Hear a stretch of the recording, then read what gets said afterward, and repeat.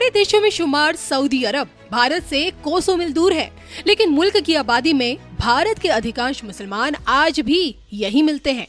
आज भी हज और उम्रा के लिए भारत से 1 लाख से भी ऊपर मुसलमान मक्का पहुंचते हैं और बकायदा मोदी सरकार द्वारा हज यात्रियों के लिए विशेष व्यवस्था की जाती है। पिछले साल दोनों मुल्कों के बीच हज समझौता हुआ, जिसमें सऊदी सरकार द्वारा भारत के लिए 1,75,000 हज यात्रियों का कोटा तय किया गया।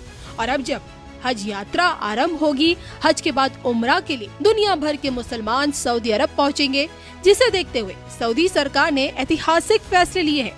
न सिर्फ खाड़ी देशों के लिए बल्कि भारत को भी सऊदी अरब की तरफ से बड़ा तोहफा मिला है।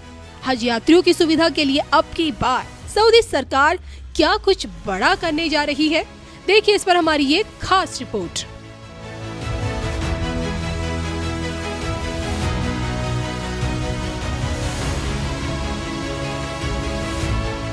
उम्रा से पहले सऊदी अरब का ऐलान, खाड़ी देशों की बल्ले बल्ले, हिंदू राष्ट्र को बड़ा तोहफा।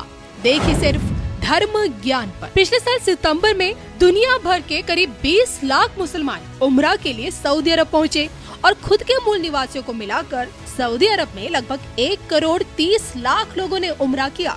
लेकिन हज और हज के बाद होने वाले उम्रा यात्रा में श्रद्धालुओं के साथ होने वाली घटनाओं से सबक लेते हुए अब की बार सऊदी अरब ने JCC यानी खाड़ी सहयोग परिषद में आने वाले मुस्लिम देशों के लिए खास निर्देश जारी किए हैं।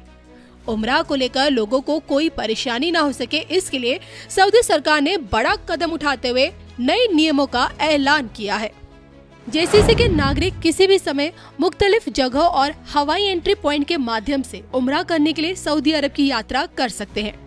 नुसुक ऐप के माध्यम से आसानी से अपने उम्रा परमिट प्राप्त कर सकते हैं, जो आवश्यक चरणों को पूरा करने के लिए एक सुव्यवस्थित और यूजर्स के अनुकूल प्रक्रिया प्रदान करता है। मदीना में अल रावदा अल शरीफा की यात्रा करने के इच्छुक लोगों के लिए नुसुक ऐप के माध्यम से प्री बुकिंग की सुविधा भी दी गई है।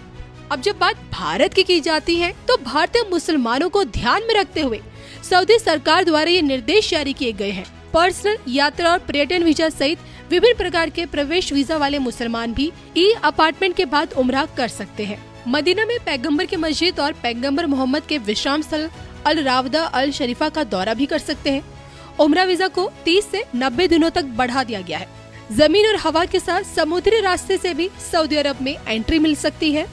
तीर्थ यात्रियों की सहमति के बिना उनकी तस्वीरें लेने से बचें। जीका वायरस और डेंगू से खुद को बचाएं।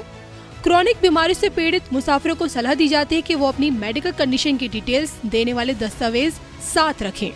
हज यात्रा के लिए नई पेमेंट सिस्टम शुरू की गई है। इसके तहत हाजियों को किश्तों में भुगतान करना होगा। अब जो कि देखिए, अप्रैल और मई के बीच हज और उम्रा की शुरुआत होने वाली और इस कारण सऊदी सरकार द्वारा तैयारियां अभी से की जा रही है और नए नियमों के माध्यम से श्रद्धालुओं की यात्रा को सुगम बनाने की कोशिश भी।